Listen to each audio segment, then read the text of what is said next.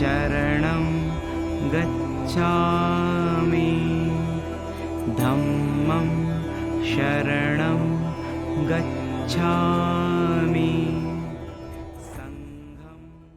जैसा कि मैंने पूर्व में कहा है कि हर चीज का अपना एक स्वभाव होता है।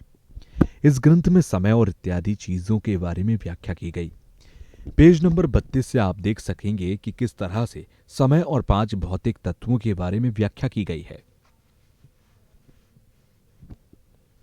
तो कर्म करने के भी अपने अपने तर्क होते हैं और किस प्रकार से कोई चीज अस्तित्व में आती है और उसके बाद अगर किसी चीज की शून्यता है तो उसे भी एक तर्क के द्वारा समझा जा सकता है। विभिन्न वस्तुओं को तर्क देकर उनके स्वभाव को हमें सिद्ध करना चाहिए। जो भी हमारे कलुषित विचार हैं, जो वो हमारी अविद्या के कारण उत्पन्न होते हैं, उसको नष्ट करने के लिए हमें चिंतन मनन और जैसा उसका स्वभाव है उसके अनुसार उनका अच्छे से विचार करना चाहिए और विचार के लिए हमें प्रतिसंपाद के सिद्धांत को साथ लेना चाहिए। हालांकि हम जितनी भी बाहरी चीज़ों को देखते हैं तो उन चीज़ों को हमें परीक्षण करने की आवश्यकता होती है और किस प्रकार से ये अपनी वास्तविकता में आए, इनका अस्तित्व क्या है, ये हमें चिंतन करना चाहिए। अक्सर हम बिना परीक्षण किए ये मान बैठते हैं कि अमुक चीज़ वहाँ पर है, अपने अस्तित्व में है, तो फिर उसको समझने की कोशिश करनी चाहिए। और फिर जो हमारे प्रमाण ग्रंथ हैं उसमें भी 4 प्रकार के तौर पर निषेध किए गए हैं। तथांकित हैं या फिर बौद्धों से परे जो सिद्धांतवादी हैं उनके 4 सिद्धांतों को एक तरह से निषेध किया गया। के अनुसार कोई भी चीज स्वयं से अस्तित्व में आ जाती है, उनका उत्पाद स्वयं होता है और इस प्रकार से जो 4 हैं और इनको समझने के लिए भी उनके जो प्रमाणिक ग्रंथ हैं उनको हमें कोशिश करनी चाहिए कि हम उसे ज़्यादा से ज़्यादा जानें। उसके बाद जो 4 प्रकार के तर्कों की व्याख्या की गई। पहला, स्वभाव। अगर किसी चीज़ का स्वभाव दिख रहा है तो उसमें परिवर्तन नहीं होगा, वो नित्य की तरह दिखाई देगा। इसलिए हमें जानना चाहिए कि किसी भी चीज़ का अपना कोई स्वतंत्र स्वभाव नहीं होता, हर चीज़ को अपने उत्पाद और हेतुओं से मिलकर बनी होती है। तो ये पहले प्रकार के हेतु और तर्क के रूप में जाना जाता है, देखा जाता है। तो फिर दूसरे प्रकार से समझें तो जब किसी बीज से अंकुर उत्पन्न होते हैं तो वो भी प्रतिसंपाद को लागू करके दूसरे प्रकार के तर्क देना। तो इस प्रकार की ये 4 प्रकार के तर्क हैं और बुद्ध पालित ने भी कहा है कि अगर कोई चीज स्वभाव से उत्पन्न होती है तो हम इसे अंगित कर सकते हैं, फिर उसे आरोपित करने की आवश्यकता नहीं होती क्योंकि वो स्वयं से अस्तित्व में है। तो हेतु प्रत्यय से जो भी उत्पन्न है उसका अपना एक स्वभाव है, अपना एक सिद्धांत होता है, उसे समझना चाहिए। और दूसरा, जो आश्रित होकर एक दूसरे पर निर्भर होकर अपने अस्तित्व में आते हैं उनको समझना चाहिए। तो यहाँ पेज नंबर 31 पर अगर आप देखेंगे तो उसमें कहा गया कि आंतरिक प्रतिसंपाद 2 कारणों से उत्पन्न होता है। पहला हेतु निबंधक, दूसरा प्रत्यय निबंधक। इसमें आप आगे पढ़ सकेंगे कि किस प्रकार हेतुओं और उनके प्रत्ययों से प्रतिसंपाद की व्याख्या की गई। फिर हेतु निबंधक और प्रत्यय निबंधक 2 प्रकार के हैं, इनको समझने की कोशिश करनी चाहिए।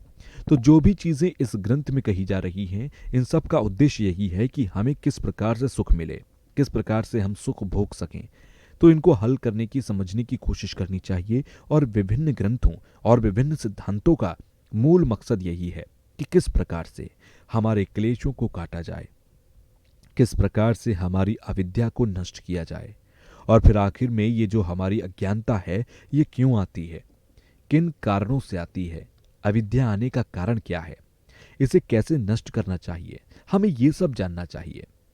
चाहे बाहरी चीजें हों या भौतिक चीजें हों या फिर धन हो, जो भी अस्तित्व में है वो किस प्रकार से कार्य करती है।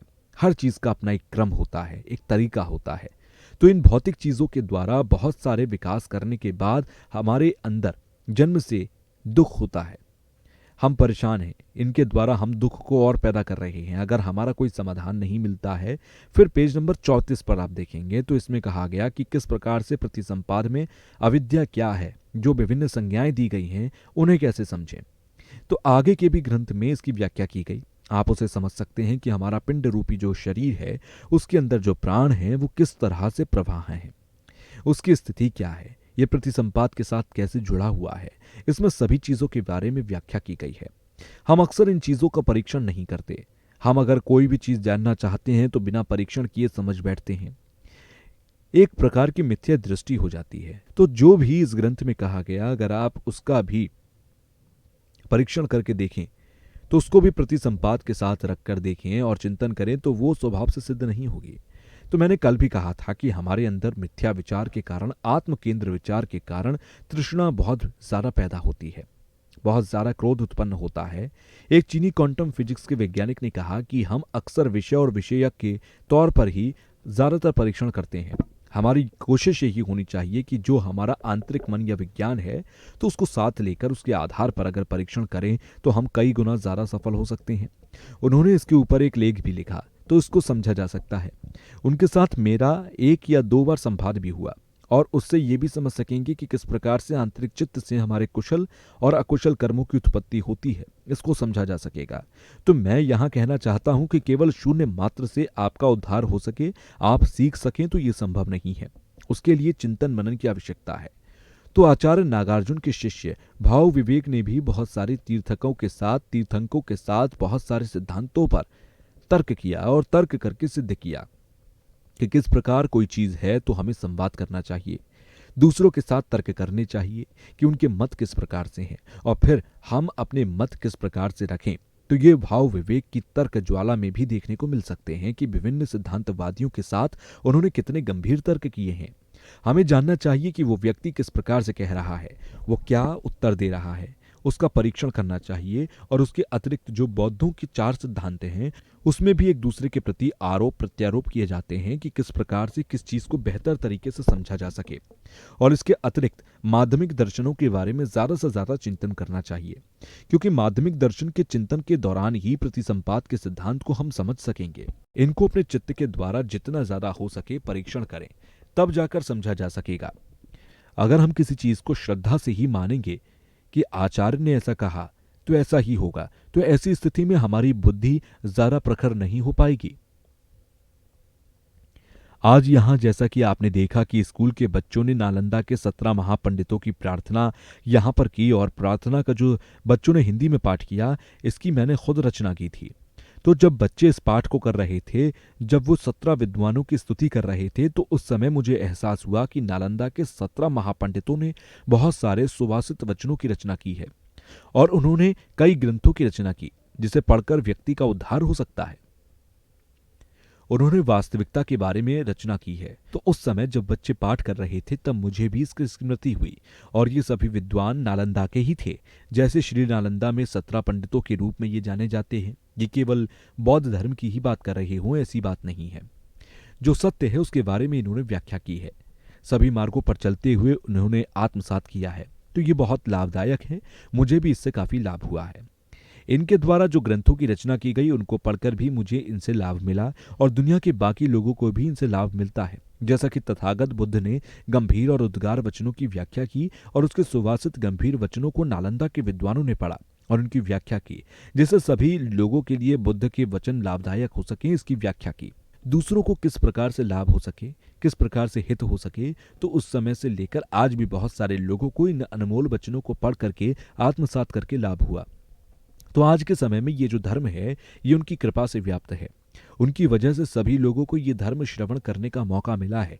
तो यहाँ आए लोग प्रवचन सुनने के बाद जहाँ से आए हैं, जब वहाँ जा रहे होंगे, तो जैसा कि मैंने कल कहा था कि शरण गमन में आपकी दीक्षा दूंगा, और बौद्ध चित्त उत्पाद करने की भी मैं दीक्षा दूंगा, जिससे आप घर जाकर उसका अभ्यास कर सकें और अपने आप को बेहतर बना सकें। हालांकि प्रेम, करुणा, मैत्री की सभी धर्मों में व्याख्या की जाती है, लेकिन फिर भी जो गौतम बुद्ध थे, जिन्हें वैज्ञानिक के तौर पर भी माना जाता है, उनका सिद्धांत हमेशा परहित के लिए रहा है, दूसरों के हित के लिए रहा है, अहिंसा पर आधारित उनका सिद्धांत रहा है। तो 17 विद्वानों में जैसे नागार्जुन और उनके शिष्य, और फिर शांतिदेव, जिन्होंने बौद्धचर्य की रचना की, उसमें खास तौर पर बौद्ध चित्त को किस प्रकार से उत्पन्न किया जाए, किस प्रकार से आत्मबल को उत्पन्न करके आत्म अनुभव कैसे किया जाए, चित्त को लाभ कैसे दिया जाए, उसमें बहुत सारी ऐसी चीजें हैं जिनकी व्याख्या की गई है। किस प्रकार से हम अपने विकार को नष्ट करें, आचार्य शांतिदेव के बौद्धचर्य अवतार में ये सभी व्याख्या की गई है। और बौद्ध चित्त उत्पाद करने के लिए हमें जितना हो सके उसका अभ्यास करना चाहिए। एक बार दीक्षा लेने के बाद उसका बार बार आत्मसात और चिंतन करने की आवश्यकता है। तो इसकी विभिन्न विधियां होती हैं और विभिन्न तरीके से दीक्षा प्रदान की जाती है। तो यहां पर एक विधि के अनुसार मैं शरण गमन की दीक्षा दूंगा, और बौद्ध चित्त और शरण गमन को प्राप्त करने से चारों दिशाओं में जो बौद्ध विराजमान हैं, उनको प्रणाम करने के बाद, और ख़ासकर जो हमारे लिए जो आज जैसे बोध गया में हम लोग बैठे हैं, जो कि एक बहुत पवित्र स्थान है, इस जगह पर अभी तक जो भी धर्म का उपदेश देने वाले हुए, एक तरह से वो सबसे श्रेष्ठ हैं। तो कल भी मैंने कहा था कि भगवान बुद्ध ने हमेशा यही कहा है कि हमारी बातों पर आप विश्वास ना करो, उनका परीक्षण करो, उनका चिंतन करके आप देखो कि मैंने जो कहा वो शब्द उचित है या नहीं, और परीक्षण के द्वारा उसे स्वीकार करें। तो यहाँ पर हम जब बौद्ध चित्त का उत्पाद करने के लिए दीक्षा लेंगे तो इसका विचार करें कि हमारे समक्ष भगवान बुद्ध विराजमान हैं, उनके समक्ष हम अपने चित्त का उत्पाद करेंगे और इनके आसपास जो गंभीर वचन हैं उनका विचार करते हुए सभी आचार्यों की प्रार्थना करेंगे। उसके अतिरिक्त जो 80 महासिद्धों में जो सघा है उनको भी मानो कि वो यहीं विराजमान है, उनका भी आशीर्वाद हमें प्राप्त हो रहा है। उसके अतिरिक्त विनय धर्म जो विनय के लिए माने जाते हैं, आचार्य कश्यप इत्यादि जो भी यहाँ हैं, वो तिब्बत के पूर्व जो आचार्य रहे हैं जिन्होंने बौद्ध धर्म को बरकरार रखा है, वो भी यहाँ पर मौजूद हैं। इस तरह से आप अपने मन में चिंतन करें। उसके अतिरिक्त जो तिब्बत की परंपरा है वो भी यहाँ पर है।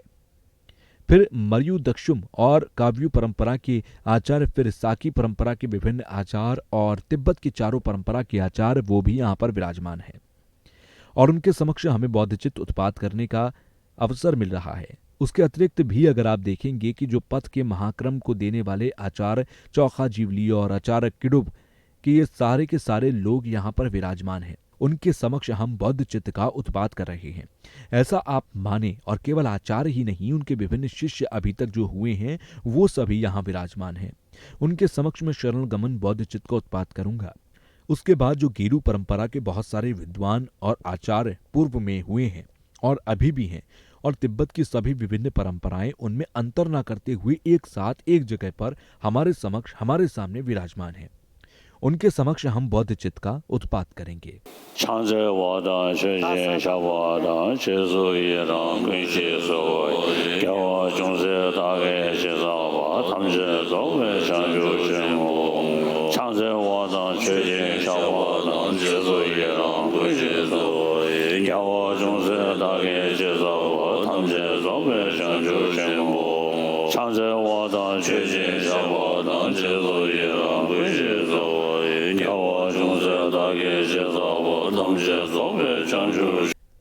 तो बौद्ध चित्त उत्पाद करने से पूर्व जो सप्त विधि पूजा है उसकी आवश्यकता होती है, जैसा कि पूर्व में इसका 3 बार पाठ किया गया, लेकिन ये मैं आपको संक्षेप में बताऊंगा। पहले वंदना करना, दूसरा पूजन करना, पाप द्वेषना, पुण्य अनुमोदन, उद्देशना, याचना और बौद्ध प्रणामना। इस प्रकार से सप्तांग पूजा करने के बाद बौद्ध चित्त का उत्पाद किया जाता है। तो बोधि चित्त का उत्पाद करने के लिए बोधिचर्या अवतार में भी इसकी व्याख्या की गई और उसमें कहा जाता है कि बोधि चित्त क्यों उत्पाद हम करें, इसकी आवश्यकता क्या है। तो बोधि चित्त को उत्पाद करने की मूल वजह हमारा आत्म केंद्रित विचार है। सिर्फ हम अपने बारे में चिंतन करते रहते हैं, उसको त्यागने के लिए, उसको नष्ट करने के लिए बोधि चित्त का उत्पाद किया जाता है। अगर हम बोधि चित्त उत्पन्न करने लगेंगे तो बोधि चित्त के सहयोग से ही, उसके द्वारा ही अंत में जाकर हम बोधि का उत्पन्न कर सकेंगे। तो इस प्रकार से हमें जो बोधि चित्त का उत्पाद है वो करने की आवश्यकता होती है और इस बोधि चित्त से हमें अपने जीवन में एक सुखद अनुभूति होती है। हमारे जीवन का जो उद्देश्य है जो वो सार्थक होता है। तो इस दुनिया में 7 अरब के आसपास जो आबादी है वो सभी लोग सुख चाहते हैं, कोई ऐसा नहीं जो दुख की कामना करता हो। तो जब सभी की कामना एक समान है तो इस प्रकार के जो विचार हैं बौद्ध चित्त रूपी, तो ये लाभदायक चीज है, उनको उत्पाद करना चाहिए, क्योंकि ज्यादातर दुख या समस्याएं हमारे आत्म केंद्रित विचार और स्वार्थ के कारण ही उत्पन्न होती हैं। और जितना ज्यादा हमारा आत्म केंद्रित विचार होगा उतने लंबे समय तक हम इस संसार में बहुचक्र में बार बार पैदा होते रहेंगे और हमें बार बार दुखों का सामना करना पड़ेगा। तो इससे मुक्त होने के लिए हमें बोधिचित्त की आवश्यकता होती है और इसको उत्पन्न करने के पूर्व भी हमें बहुत सारे संवादों की आवश्यकता होती है। पूर्ण संवाद की आवश्यकता होती है जिससे कि हम काम धातु में जन्म ले सकें, मनुष्य योनि में जन्म ले सकें या फिर देव रूप में भी जन्म ले सकें। उसके लिए हमें पुण्य का संचय करने की आवश्यकता होती है। ऐसा सप्तम पूजा में भी कहा जा रहा है, उसको करने की जरूरत होती है। तो दुनिया में जितने भी झगड़े हैं या आप जो हिंसा देख रहे हैं वो केवल मैं और आत्म केंद्रित विचार के कारण उत्पन्न हो रहे हैं। तो इस प्रकार के विचार को हमें छोड़ने की आवश्यकता है और छोड़ना चाहिए। अगर संसार में रहते हुए भी हम सुख चाहते हैं तो हमें बोधिचित्त का अभ्यास करना चाहिए। चित्त का प्रशिक्षण करना चाहिए, ऐसा आचार्य शांति देव ने बोधिचर्या में कहा है। और इसके अतिरिक्त आप महात्मा गांधी या महापुरुषों को अगर आप देखो तो उनका नाम सुनने से ही या उनके बारे में चिंतन करने से ही एक सुखद अनुभूति होती है। इस प्रकार के महापुरुषों ने कितनों का हित किया, हमेशा उन्होंने दूसरों के बारे में चिंतन किया, और इसी कारण ही दुनिया के सभी लोगों के लिए महात्मा गांधी या अन्य जो महापुरुष हैं वो लाभदायक हुए। लोगों को उनसे लाभ मिलता है, और वास्तव में अगर आप दूसरों के बारे में चिंतन करते हो तो आपको बहुत खुशी महसूस होती है, आपको बहुत लाभ मिलता है। और जितना आप परहित करोगे, उतना आप दूसरों के बारे में चिंतन करोगे, उतना ज़्यादा आपको भी लाभ होगा। और हम लोगों को हमेशा शीशे की तरह स्पष्ट होना चाहिए, हमारे जो विचार हैं वो स्पष्ट होने चाहिए। कभी भी हमें ज़्यादा क्रोध या अहंकार नहीं दिखाना चाहिए। अगर आप शीशे की तरह पारदर्शी रहेंगे तो आपके उतने ज़्यादा दोस्त बनेंगे, उतने ज़्यादा ही आपको प्यार करने वाले मित्र बनेंगे। तो इस तरह से हमें शीशे की तरह पारदर्शी होना चाहिए। किसी प्रकार से हमें विचारों को नहीं छिपाना चाहिए। मैं अगर कहूं कि मैं दलाई लामा हूं, तो अगर मेरा ये विचार रहे तो शायद मैं अलग रह जाऊंगा, क्योंकि दुनिया में बहुत सारे परम पावन जी दलाई लामा नहीं हैं, तो अकेला मैं हूं। तो इसलिए मैं भी 7 अरब के आसपास दुनिया में जो लोग हैं, मैं भी उनमें से खुद को एक मानता हूं। मैं भी यही मानता हूं कि मैं भी आप लोगों की तरह ही एक साधारण प्राणी हूं। इसीलिए उन लोगों के साथ रहकर ज़्यादा खुश रहा जा सकता है, सुखद रहा जा सकता है, और मैं ज़्यादा खुश रह सकता हूँ। तो मैं जहाँ भी जाता हूँ, जिससे भी मिलता हूँ, मेरा यही विचार रहता है, मैं यही सोचता रहता हूँ, और स्वार्थी चित्त होने के कारण हमेशा उतनी ही परेशानी का सामना करना पड़ेगा। हम जितने ज़्यादा स्वार्थी होंगे, उतना ही हम शारीरिक और मानसिक तौर पर दुखी होंगे। और इस बात को छोड़कर अगर हम आने वाले जन्म के बारे में भी बात करें, तो आत्म केंद्र विचार से हमारा जो जन्म है वो मनुष्य के रूप में होना संभव नहीं होता, क्योंकि हमारे अंदर क्रोध या अहंकार होता है। तो इसे दूर करने के लिए जो अभ्यास है, उसे दूर करने की कोशिश करनी चाहिए, जिससे हमें परम सुख या बोधि प्राप्त हो सके। और बिना बोधिचित्त का उत्पाद किए बोधि की प्राप्ति करना संभव नहीं होता। इसलिए बोधिचित्त का उत्पाद पहले किया जाता है। और आचार्य लोग कहते हैं कि केवल बोधिचित्त के द्वारा ही परम सुख की प्राप्ति हो सकती है। उसका उत्पाद करके ही हम निर्वाण को प्राप्त कर सकते हैं। फिर बोधिचित्त के बारे में बोधिचर्या में कहा जाता है कि बोधिचित्त रूपी घुड़सवारी करके इस परम सुख को प्राप्त करना चाहिए। अर्थात ये बोधिचित्त जो इतना महत्वपूर्ण है, उसे आधार बनाते हुए हमें बहुचक्र से मुक्त होना चाहिए। फिर अगला श्लोक सभी सत्वों के लिए कहा गया है कि जब तक आकाश स्थित है, जब तक सत्व रहेंगे, तब तक मैं भी इस लोक में रहकर हित कर सकूं। इतनी बड़ी हम प्रार्थना करते हैं, बोधिचित्त तब तक बना रहे, उन सबका मैं हित कर सकूं। और स्वार्थ के बारे में हमें चिंतन करने की आवश्यकता नहीं है, केवल अपने बारे में सोचने की आवश्यकता नहीं है। अगर हम स्वयं के हित के बारे में सोचेंगे तो हम स्वयं सुखी नहीं रहेंगे, और जितना ज़्यादा आप परहित करेंगे, दूसरों के बारे में चिंतन करेंगे, तो आपका जो हित है, आपका जो लाभ है, स्वयं उससे सिद्ध हो जाता है। तो हमें इसके बारे में चिंतन करना चाहिए। कभी भी इस प्रकार की बेवकूफ़ी ना करें कि केवल अपने बारे में विचार करके दूसरे लोग जो हमसे सुख प्राप्त कर सकते हैं उनको नकार दें। ऐसे चित्त को उत्पन्न नहीं करना चाहिए। फिर बौद्धचर अवतार में फिर कहा जाता है, बुद्धत्व को प्राप्त करने का केवल और केवल एकमात्र साधन बोधिचित्त ही है। उसके द्वारा उसका अभ्यास करके उसे अपने चित्त में उत्पन्न करके ही आप बुद्धत्व को प्राप्त कर सकते हैं। इसके अलावा कोई दूसरी विधि नहीं है जिससे आप बुद्धत्व को प्राप्त कर सको। इसलिए विभिन्न तरीकों से, विभिन्न दृष्टिकोण से आप अगर देखें तो बोधिचित्त से बहुत लाभ और उससे फायदे होते हैं। तो हमने जो प्रार्थना की है कि भगवान बुद्ध का चिर हमेशा स्थायी रहे, तो चिर स्थायी तभी रह सकता है कि हम सभी लोग जो बौद्ध अनुयायी हैं सभी साथ रहें, झगड़ा इत्यादि ना करें कि मेरा धर्म या उसका धर्म, तो इस पर विवाद पर आप ना जाएं। परिवार के साथ साथ लोगों के साथ भाईचारे के साथ रहें, तभी जाकर के चिरस्थायी रह सकता है। और खासकर हमारे जो भिक्षुक लोग और अन्य लोग भी हैं, जो उपासक हैं, वो लोग भी साथ साथ रहें, एक दूसरे का ध्यान रखें। कभी कभी ऐसा सुनने को मिलता है कि हिमालय क्षेत्र में कुछ बौद्ध भिक्षुकों के बीच या आम लोगों के बीच झगड़े या मनमुटाव होते हैं। तो इन चीजों के प्रति सावधानी बरतनी चाहिए, और तिब्बत में रहें या कहीं भी रहें, हर जगह साथ साथ रहने की आवश्यकता है, झगड़े इत्यादि ना करें। शरणं गच्छामि, धम्मं शरणं गच्छामि,